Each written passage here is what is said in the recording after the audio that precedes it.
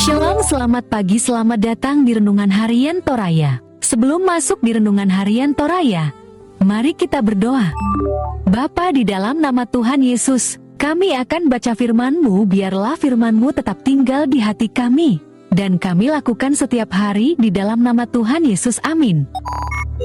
Pembacaan terdapat pada Injil Lukas pasal 2 ayat 25 sampai ke 38. Adalah di Yerusalem seorang bernama Simeon. Ia seorang yang benar dan saleh yang menantikan penghiburan bagi Israel. Roh Kudus ada di atasmu, dan kepadamu telah dimutakan oleh Roh Kudus, bahwa ia tidak akan mati sebelum ia melihat Mesias, yaitu dia yang diurapi Tuhan. Ia datang ke bait Allah oleh Roh Kudus. Ketika Yesus, anak itu, dibawa masuk oleh orang tuamu untuk melakukan kepadamu apa yang ditentukan hukum Taurat, ia mengumbut anak itu dan menatangmu sambil memuji Allah.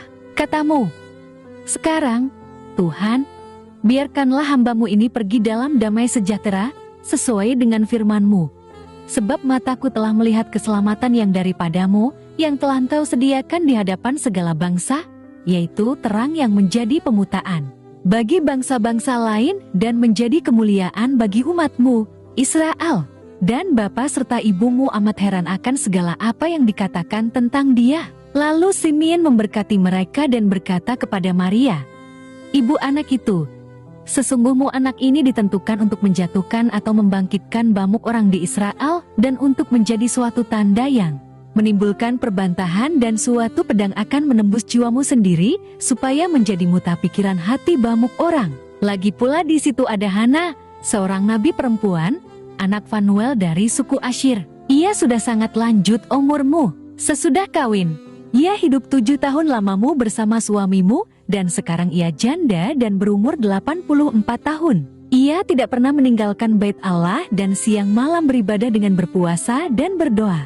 Dan pada ketika itu juga datanglah ia ke situ dan mengucap syukur kepada Allah dan berbicara tentang anak itu kepada semua orang yang menantikan kelepasan untuk Yerusalem. Tema hari ini adalah perjumpaan yang menyukacitakan, kasih tamuan, umpabutu. Kasandean, ketika dalam kehidupan ini kita mengharapkan untuk berjumpa dengan seseorang yang sangat kita rindukan dan itu terwujud, maka muncul rasa bahagia yang besar. Entah berjumpa dalam suasana suka maupun duka, jika perjumpaan itu saling merindukan pasti akan membawa sukacita dan rasa bahagia. Sebalikmu, jika kita berjumpa dengan orang yang tidak diharapkan, maka yang terjadi yaitu saling cuek dan masa bodoh. Perjumpaan itu jugalah yang dirasakan oleh Simeon ketika berjumpa dengan Yesus saat kedua orang tuamu datang ke bait Allah untuk menyerahkan Yesus kepada Tuhan. Ini bukan sekedar perjumpaan yang tidak disengaja. Namun hal ini telah dinubuatkan Roh Kudus kepada Simeon bahwa ia tidak akan mati sebelum ia melihat Mesias, yaitu dia yang diurapi Tuhan. Ayat 26. Simeon memuji Allah atas perkara mulia yang terjadi bagi dirimu, di mana pujian Simeon jika dalam bahasa Latin disebut nunc dimittis, yang berarti sekarang biarlah aku berpulang. Perjumpaan ini membawa juga pada suatu rencana Allah yang luar biasa bahwa melalui Yesus ada janji pembebasan bagi bangsa Israel.